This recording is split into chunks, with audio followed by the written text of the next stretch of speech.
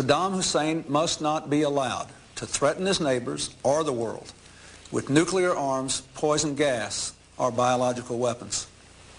I want to explain why I have decided, with the unanimous recommendation of my national security team, to use force in Iraq, why we have acted now, and what we aim to accomplish.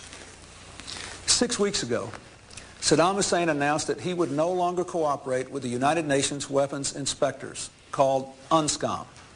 They're highly professional experts from dozens of countries.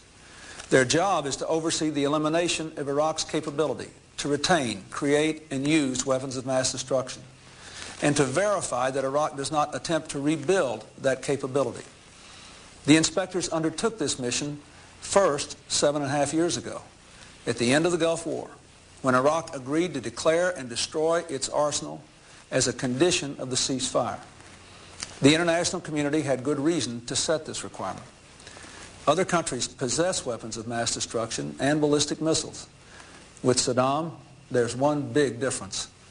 He has used them, not once, but repeatedly, unleashing chemical weapons against Iranian troops during a decade-long war, not only against soldiers, but against civilians, firing Scud missiles at the citizens of Israel, Saudi Arabia, Bahrain, and Iran, and not only against a foreign enemy, but even against his own people, gassing Kurdish civilians in northern Iraq.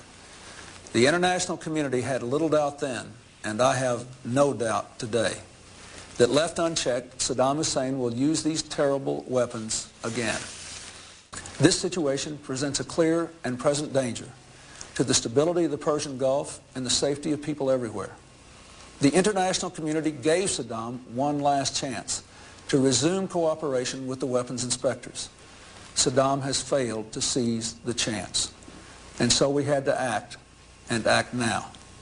Let me explain why. First, without a strong inspection system, Iraq would be free to retain and begin to rebuild its chemical, biological, and nuclear weapons programs in months, not years.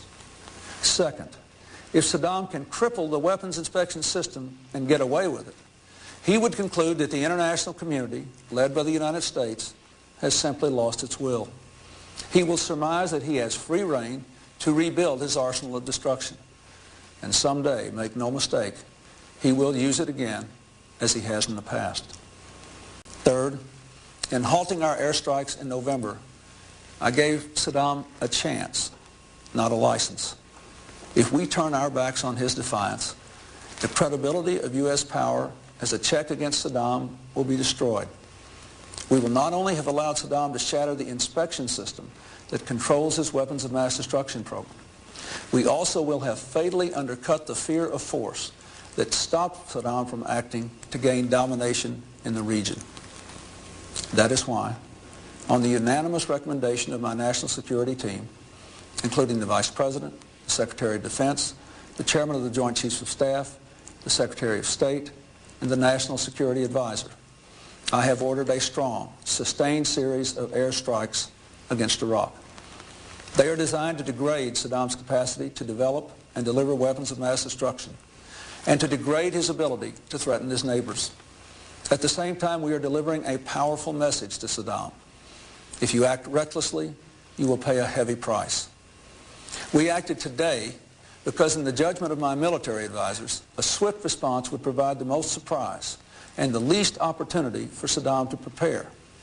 If we had delayed for even a matter of days from Chairman Butler's report, we would have given Saddam more time to disperse his forces and protect his weapons.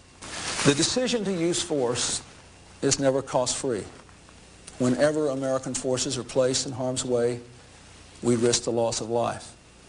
And while our strikes are focused on Iraq's military capabilities, there will be unintended Iraqi casualties.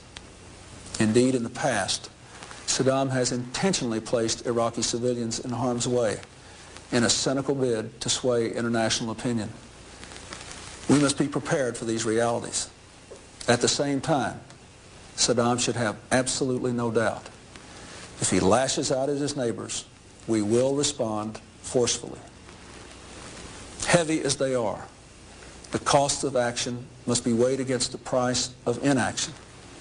If Saddam defies the world, and we fail to respond, we will face a far graver threat in the future. Saddam will strike again at his neighbors. He will make war on his own people. And mark my words, he will develop weapons of mass destruction. He will deploy them, and he will use them. Because we're acting today, it is less likely that we will face these dangers in the future.